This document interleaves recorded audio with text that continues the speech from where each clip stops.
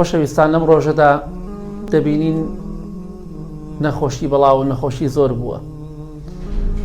ئەو کەسانی کە نەخۆشن ئەم حەدیثی پێغەمبەری خوا صلی الله علیه وسلم و بیریان دێنمەوە کە خۆشەویستی خوا صلی الله علیه وسلم دەفەرمێ خوای گەورە عەبدی ئیمانداری خۆی بەندەی ئیمانداری خۆی تووشی نەخۆشی دەکات، بە نەخۆشی تاقی دەکاتەوە هەتاکو لە هەموو گوناه و تاوانەکانی خۆش بێت.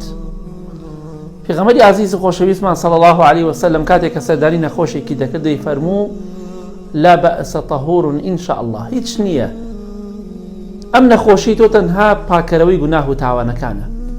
ئێوە کەسانی کە نەخۆشن تەنها سپاسی خوا بکەن، خوای گەورە لە هەموو گوناه و تاوانەکانتان خۆشە بێت.